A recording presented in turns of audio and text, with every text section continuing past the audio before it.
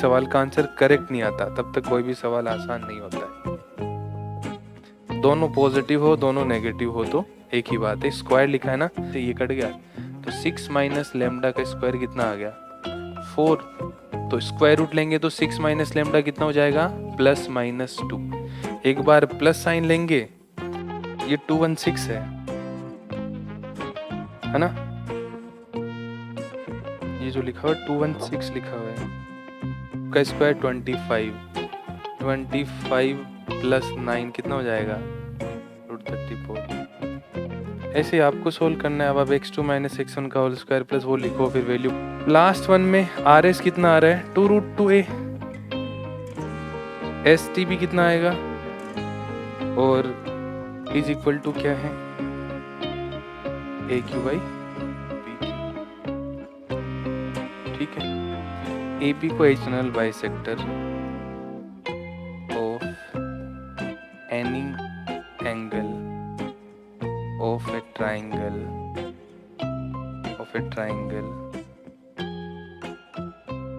divides the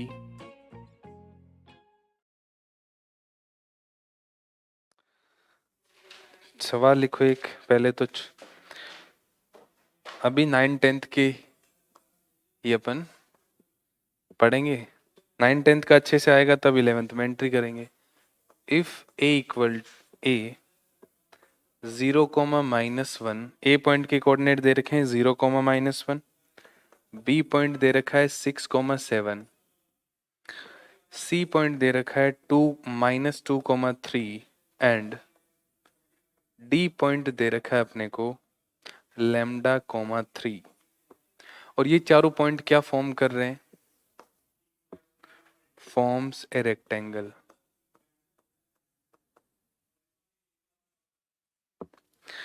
ये एक rectangle form कर रहे हैं, तो लैम्डा की वैल्यू बताओ क्या आएगी।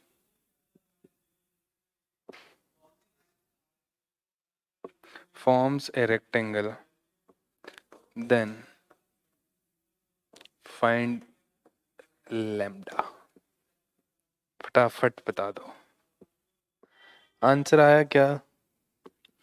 देखो ध्यान से देखना ना, बहुत ही आसान से सवाल है, बट जब तक किसी भी सवाल का आंसर करेक्ट नहीं आता तब तक कोई भी सवाल आसान नहीं होता है। तो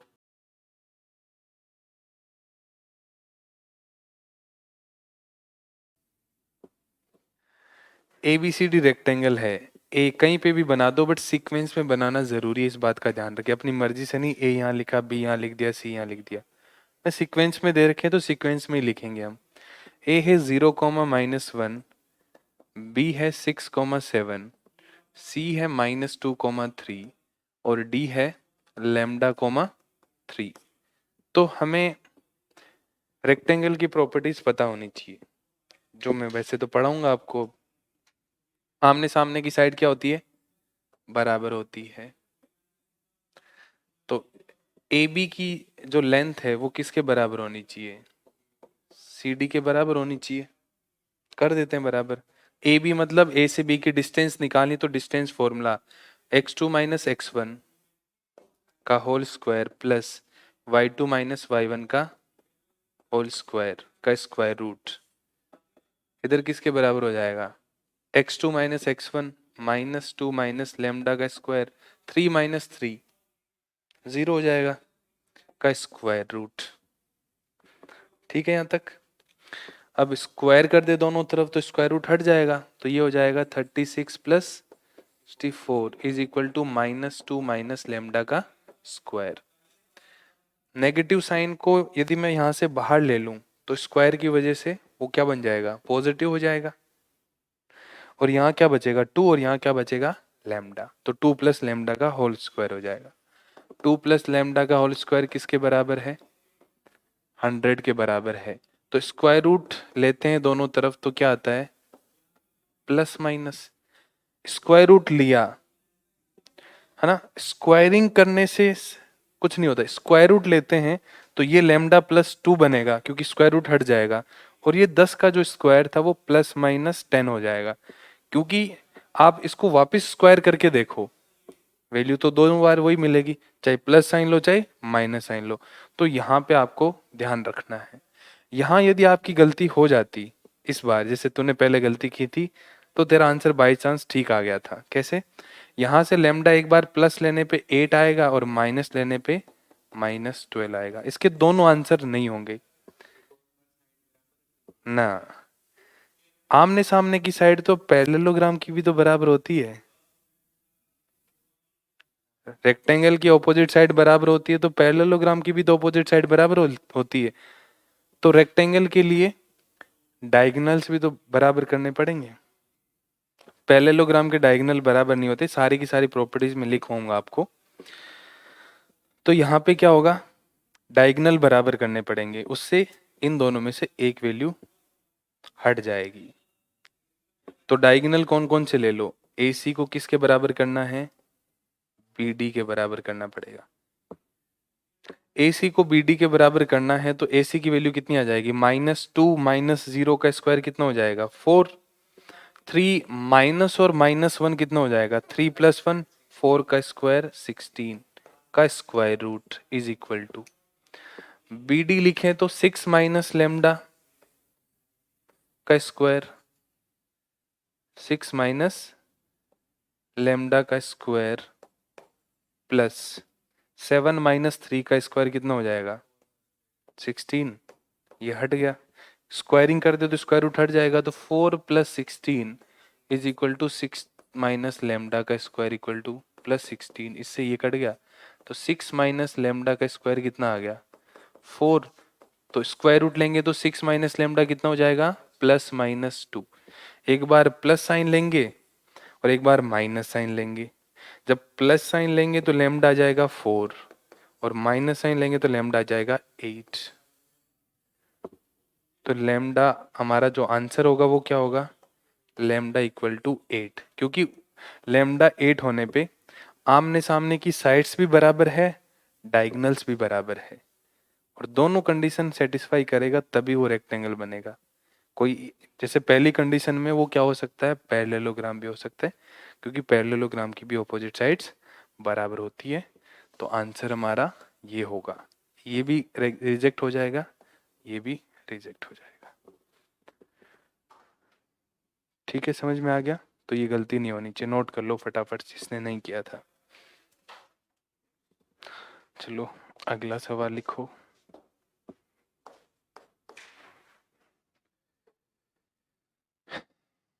The distance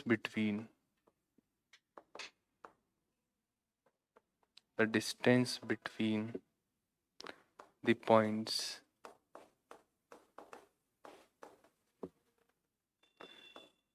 t1 cube, √2t1 and t2 cube, minus का √t2 if t1 and t2 are the roots of x square minus 2√2x plus 1 equal to 0 is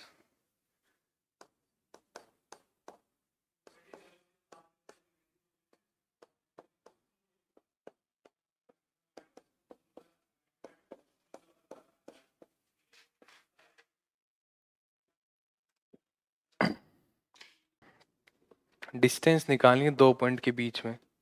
तो पहले तो डिस्टेंस फॉर्मूला लगाते हैं अपन,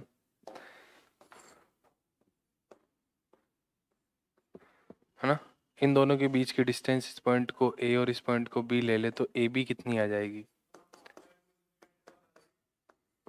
x2 माइनस x1 t2 का cube minus t1 का cube का whole square plus -√2t2 minus √2t1 का whole square. ये हो जाएगा।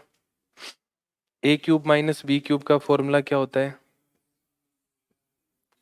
a माइनस b फिर a² plus b² plus ab, और इसका टोटल क्या होगा होल स्क्वायर, इधर से माइनस कॉमन आके स्क्वायर के साथ हट गया, दोनों पॉजिटिव हो दोनों नेगेटिव हो तो एक ही बात है, स्क्वायर लिखा है ना।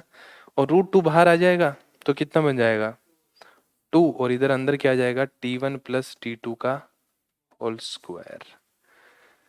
ठीक है, अब हमें आगे क्या दे रखा है, t1 and t2 are the roots of this equation. तो यहां से हम क्या बता सकते हैं, इसके रूट t1 और t2 है, तो हम क्या बता सकते हैं t1 प्लस t2 कितना होता है माइनस b बाई ए, तो 2√2 हो जाएगा सम ऑफ द रूट्स, और प्रोडक्ट ऑफ रूट्स क्या हो जाएगा c बाई ए, तो वो 1 हो जाएगा। डिफरेंस ऑफ रूट्स निकालना हो तो t1 माइनस t2 कितना हो जाएगा रूट d बाई मॉड ए की वैल्यू तो 1 है तो रूट d हो जाएगा, रूट d कितना होगा B square minus 4ac, B square हो गया 8 माइनस 4 2 आ गया। तो t1 प्लस t2 भी चाहिए, t1 माइनस t2 भी चाहिए, और t1 t2 भी चाहिए अपने को। अब यहाँ पे क्या आ रहा है t1 square plus t2 square आ रहा है, तो इसको थोड़ा और सोल्व करें, ए स्क्वायर प्लस बी स्क्वायर लिखा हो तो इसको ऐसे लिख सकते हैं ए प्लस बी का होल स्क्वायर माइनस का 2t1 t2, क्योंकि यहाँ पे क्या हमने प्लस कर दिया 2t1 t2 प्लस कर दिया तो माइनस भी करना पड़ेगा, तो माइनस 2t1 t2 कर दिया, और साथ में एक t1 t2 यहाँ प्लस का है, तो ये सिंप्लीफाई होके क्या बन जाएगा t1 प्लस t2 का होल स्क्वायर, और माइनस का 2 और प्लस का 1 कितना हो जाएगा माइनस का 1 हो जाएगा, इसका क्या है होल स्क्वायर होगा। ये इसको मैं t1 माइनस t2 भी लिख सकता हूँ ना, क्योंकि बाहर स्क्वायर है, बाहर स्क्वायर हो पूरे के ऊपर स्क्वायर है ना, तो चाहे उसको a माइनस बी लिखो चाहे b माइनस ए लिखो एक ही बात है, कंप्लीट पे क्या है स्क्वायर लगा हुआ है। और इधर है 2t1 प्लस t2 का होल स्क्वायर, अब वैल्यू पुट कर दो आंसर आ जाएगा। t1 माइनस t2 कितना है 2 है, यहां लिख दिया 2 इंटू t1 प्लस t2 कितना है 2√2 का स्क्वायर हो जाएगा 8, 8 माइनस 1, और इनका क्या है होल स्क्वायर है, कंप्लीट का होल स्क्वायर है, plus 2 into t1 plus t2 कितना है t1 प्लस t2 का होल स्क्वायर 8 हो जाएगा, 8 माइनस 1 7, कितना हो गया प्लस 16 लिखा हुआ ही है ना, कितना हो जाएगा ये 212 212 हो जाएगा 212, ये 216 है ना, ये जो लिखा हुआ है 216 लिखा हुआ है, 216 तो बन नहीं रहा है यहाँ पे, ऐसा कैसे हो सकता है, जहां तक लिखा हुआ है वो तो यही लिखा हुआ है, तेरी भी यही वैल्यूज आई है ना, गड़बड़ तो कुछ की ही नहीं है हमने, ए क्यूब माइनस बी क्यूब ए माइनस बी, 8 माइनस 1, उधर रूट डी बाई 2a, ए होता है ना difference of roots, root D by A 1 हो गया, बी स्क्वायर 8 माइनस 4, 4 का स्क्वायर रूट 2 आ गया, ठीक है 2 लिख दिया, 8 माइनस 1 7, तो यहाँ से क्या कॉमन आ जाएगा 16 का मल्टी, हाँ 2 रूट, अच्छा 2√53,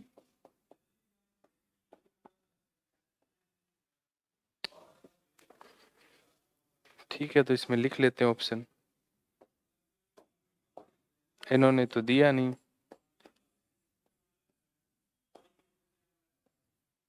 लिख लो फिर,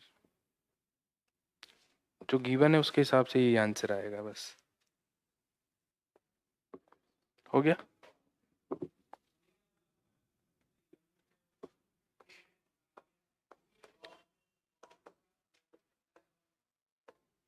मैच द कॉलम है column 1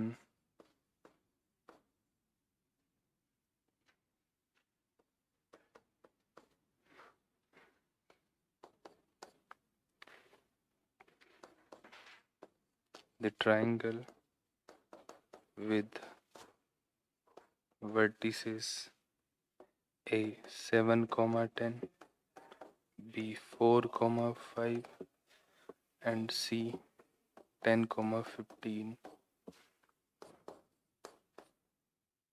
The triangle with vertices A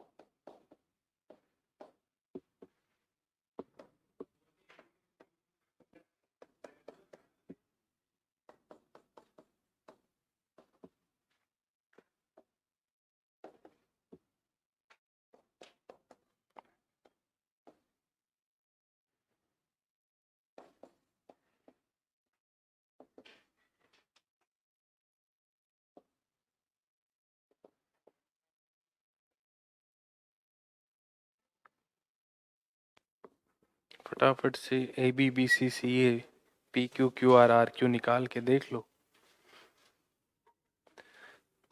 इधर ही निकाल ले फटाफट से। पहले ए बी सी ट्राइंगल है तो A B B C C ए निकालते ही पता लग जाएगा। तीनों साइड बराबर है तो इक्विलेटरल, दो साइड बराबर है तो आइसोसेलेस हो जाएगा। दो साइड के स्क्वायर का सम तीसरी के बराबर है तो राइट एंगल हो जाएगा।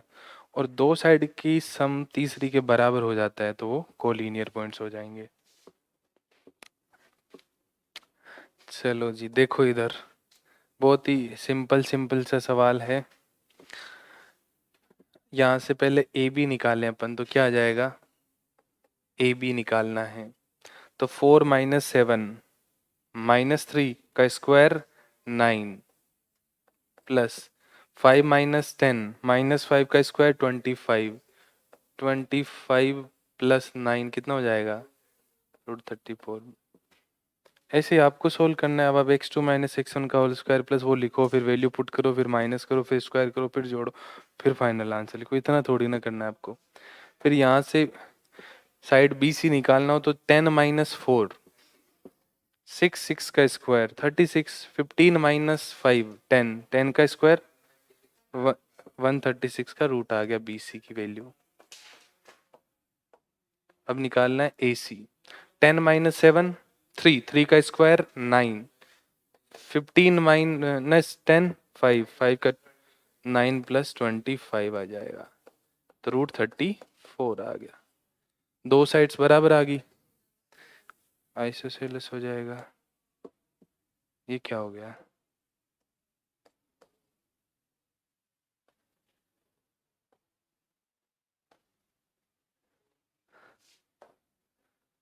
तो आ जाएगा ये वाला ट्राइंगल। दूसरा पी क्यू क्यू आर और आर क्यू की वैल्यू निकालनी है तो पी क्यू कितना हो जाएगा यहाँ पे 4 - 2 4 -1 और -7 -8 4 + 64 √68 हो जाएगा।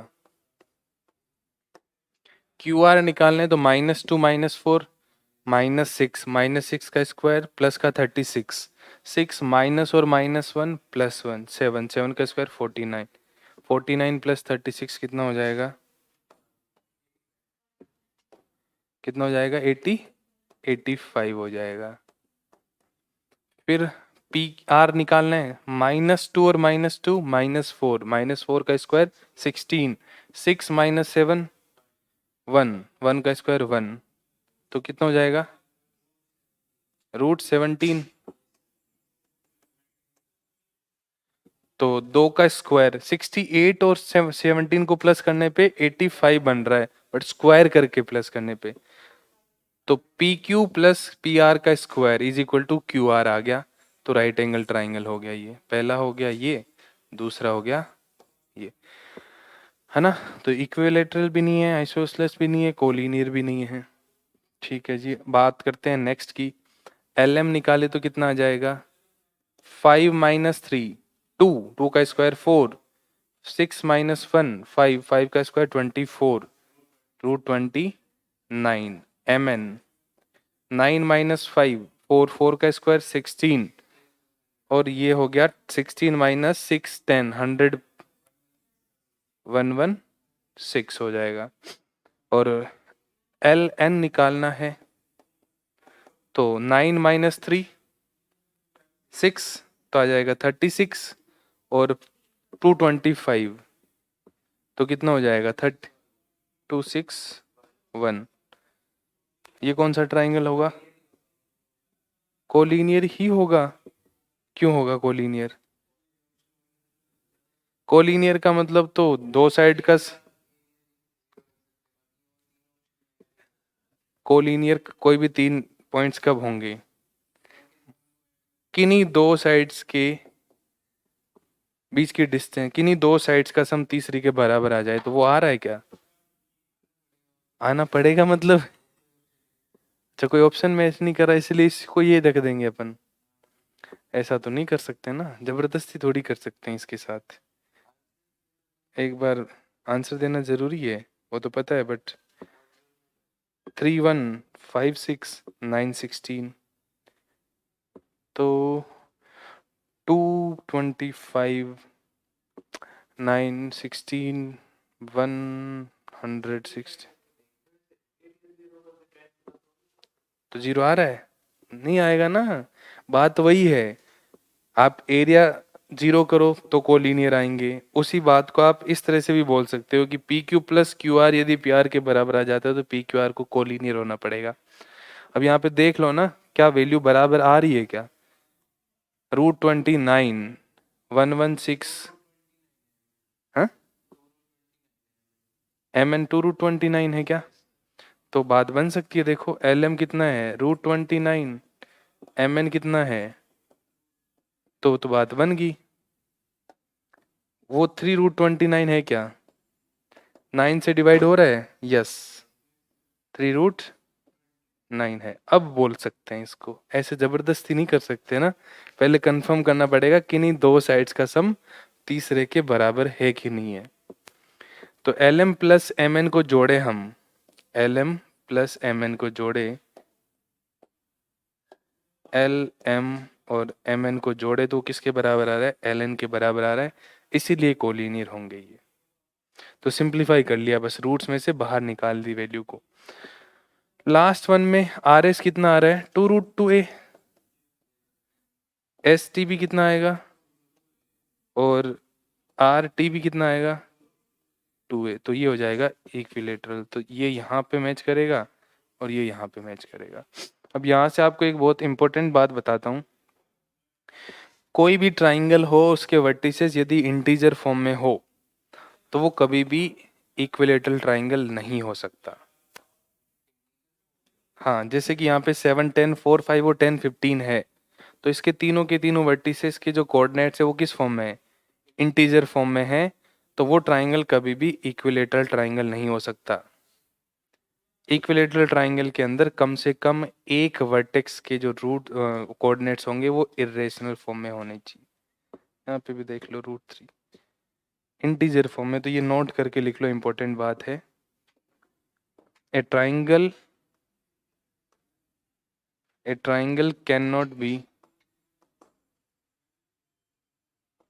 cannot be equilateral आप कोई भी 3 वर्टिसेस ले लो जिसमें आपको कोऑर्डिनेट्स यदि इंटीजर फॉर्म में मिले तो वो कभी भी इक्विलेटरल ट्राइंगल नहीं आएगा।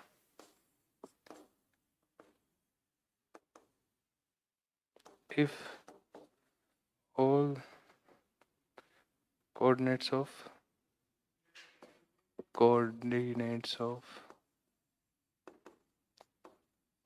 all the vertices are integers। कोई भी 2 वर्टिसेस इंटीजर ले लोगे तो तीसरा जो आएगा पॉइंट जिसके कोऑर्डिनेट आएंगे वो इंटीजर फॉर्म में नहीं हो सकते। ठीक है, इसके बाद अगला टॉपिक है हार्मोनिक कॉन्जुगेट। Harmonic conjugates.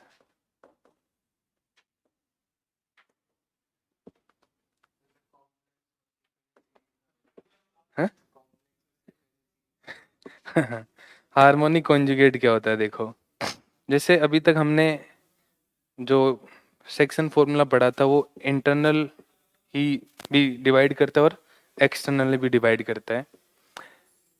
मान लिया कि ए और बी 2 पॉइंट है, उनको एक पॉइंट पी इंटरनली डिवाइड कर रहा है और एक पॉइंट क्यू बाहर है वो एक्सटर्नली डिवाइड कर रहा है।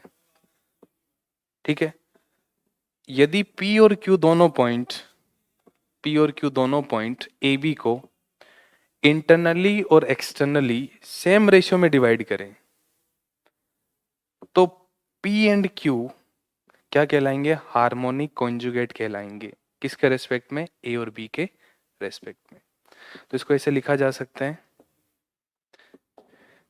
If P and Q divides A B internally and externally in m ratio, तो सेम रेशियो में डिवाइड कर रहे हैं। इंटरनली भी वही रेशियो है, एक्सटर्नली भी वही रेशियो है। Then P and Q are said to be harmonic conjugate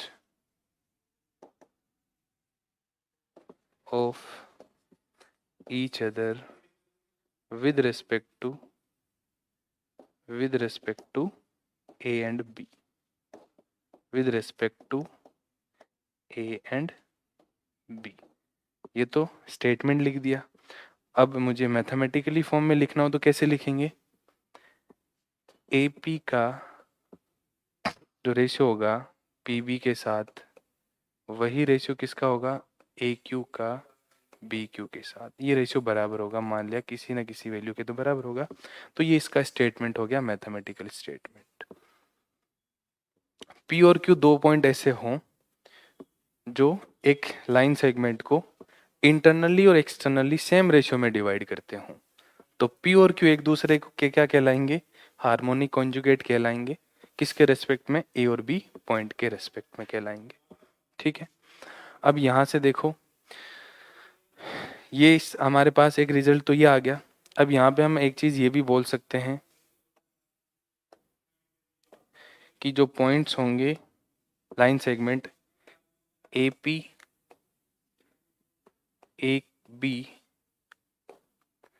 AB और AB एंड AQ HP में होगी, ये भी बोल सकते हैं। इसको प्रूव कर सकते हैं इसकी हेल्प से। देखो हमारे पास क्या है,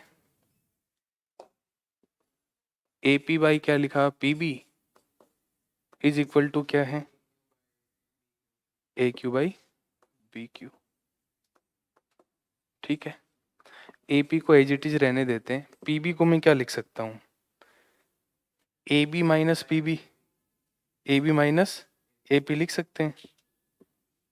AB माइनस AP लिख दिया। और बी क्यू को क्या लिख सकता हूँ मैं? बी क्यू को क्या लिख सकता हूँ? A Q minus B Q, A Q minus A B लिख सकते हैं ना। एक तो वही रखना है जो ऊपर हमें दिख रहा है। अब रेसिप्रोकल कर दे इसका तो क्या बन जाएगा? A B minus A P upon A P is equal to A Q minus A B upon A Q. ठीक है, दोनों को अलग अलग करें तो यहाँ क्या आ जाएगा? A B by A P minus one is equal to one A B by A Q. ठीक है, इसको इधर लाऊं और वन को उधर ले जाऊं तो क्या आ जाएगा यहाँ से? A B upon A P plus A B upon A Q equal to two. A B को नीचे डिवाइड कर दूं तो क्या आ जाएगा? Two by A B is equal to क्या हो जाएगा? One by A P plus one by. और यदि A B C H P में हो तो यही लिखते हैं हम, two by B equal to one by A plus one by सी। तो वो ये लिखा हुआ है यहाँ पे, है ना। तो A B, A P, A B और ए क्यू किस में होंगे? एच पी में होंगे, फॉर्म है एच पी। तो इसका ये प्रूव हो गया। समझ आ गया? इसको नोट करो। फिर इसके दो एग्जाम्पल भी लिखूंगा जो आपके काम में आएंगे।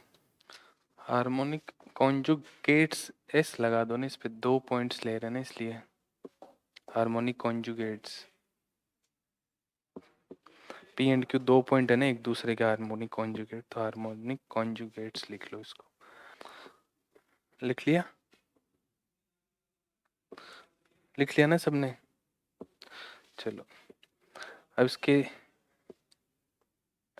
इसका एक एग्जाम्पल देखो। मान लो हम कोई भी एक ट्राइंगल लेते हैं,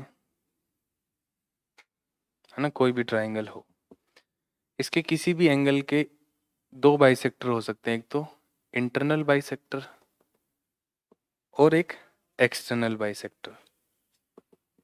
तो एक्सटर्नल बाइसेक्टर कौन सा होगा? इस एंगल का बाइसेक्टर जो भी होगा वो ऐसे कहीं आएगा। ये इंटरनल बाइसेक्टर हो गया इस एंगल का, और ये एक्सटर्नल बाइसेक्टर हो गया। तो किसी भी ट्राइंगल के किसी भी एंगल के इंटरनल बाइसेक्टर जो एक्सटर्नल बाइसेक्टर्स हैं वो इसके ऑपोजिट बेस को हार्मोनिकली डिवाइड करते हैं, सेम रेशियो में डिवाइड करते हैं। सेम रेशियो में डिवाइड, हाँ था ऐसा। तो इसमें क्या लिख सकते हैं हम ऐसे? इंटरनल बाइसेक्टर और and external, internal bisector and external bisector of any angle of a triangle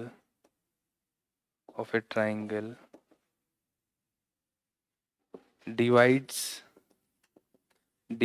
the opposite base, opposite side, उसके जो opposite side होगी उसको base harmonically।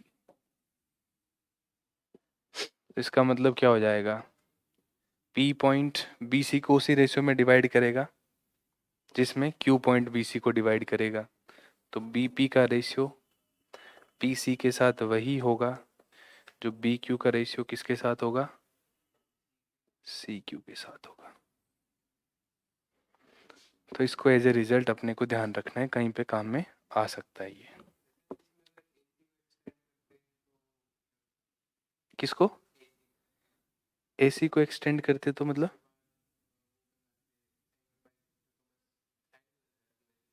हाँ बस तीनों एंगल के लिए होगा ये। जैसा एंगल ए के लिए वैसा एंगल बी के लिए होगा, वैसा एंगल सी के लिए होगा, बस तीनों एंगल के लिए होगा ये।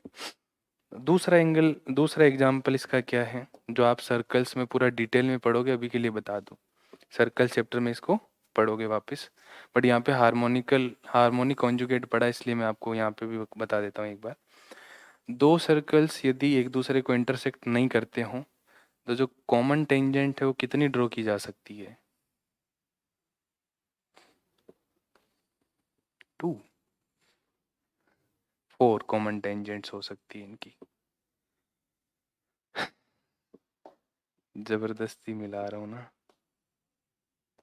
ठीक है। अब यदि दो सर्कल्स एक दूसरे को इंटरसेक्ट नहीं करते हो तो उसकी नंबर ऑफ कॉमन टेंजेंट्स कितनी होगी? 4 होगी, ठीक है।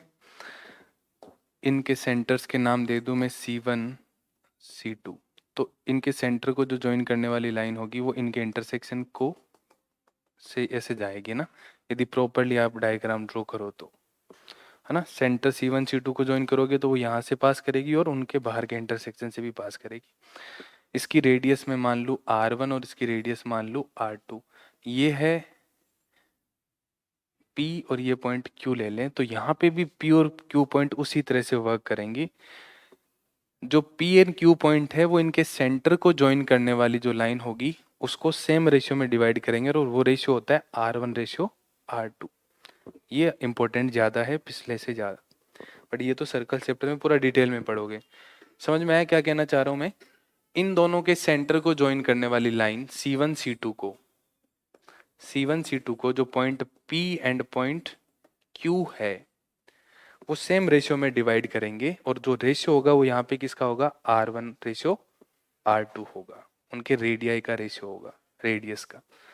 तो इसको कैसे लिख सकते हैं अपन? P का C1 के साथ, P का C2 के साथ वही रेशियो होगा जो Q का C1 के साथ और Q का C2 के साथ होगा, इक्वल टू R1/R2। तो यहाँ पे भी P एंड Q क्या एक दूसरे के हार्मोनिक कॉन्जुगेट्स हैं। तो ये दो एग्जाम्पल है इसके जो आपके काम में आ सकते हैं, एज ए रिजल्ट ध्यान रखना है। इस पार्ट को तो आप पूरा डिटेल में पढ़ोगे। दो सर्कल्स के लिए जब पढ़ोगे, दो सर्कल्स में कितनी कॉमन टेंजेंट हो सकती है जब एक दूसरे को टच करें, एक दूसरे को इंटरसेक्ट करें, एक दूसरे को इंटरसेक्ट ना करें, एक दूसरे के अंदर हो, ये सारी सिचुएशंस आप सर्कल चैप्टर में पढ़ोगे स्ट्रेट लाइन के बाद। अभी के लिए समझ में आ गया क्या कहना चाह रहा हूँ मैं? मैंने ये दो एग्जाम्पल इसीलिए लिए कि ये दो एग्जाम्पल ऐसे हैं जहाँ पे दो पॉइंट एक दूसरे की क्या है? हार्मोनिक कॉन्जुगेट है, सेम रेशियो में डिवाइड करते हैं, इंटरनली और एक्सटर्नली। बस लिख लो इन दोनों को। तो ये तो कब काम में आएगा अपने को? जब अपने को दो सर्कल दे रखे हो, उनके सेंटर दे रखे हो और उनकी रेडियस दे रखे हो, तो आपको ऐसे पूछ ले कि जो इनकी एक्सटर्नल टेंजेंट्स है, ये वाली बाहर वाली, इनका पॉइंट ऑफ इंटरसेक्शन निकालो, क्या आएगा? या इंटरनल टेंजेंट्स का पॉइंट ऑफ इंटरसेक्शन निकालो, तो जो रेशियो है हमें खुद से पता चल जाएगा कि उनके रेडियस का रेशियो होता है, वहाँ पे गिवन नहीं होगा आपको।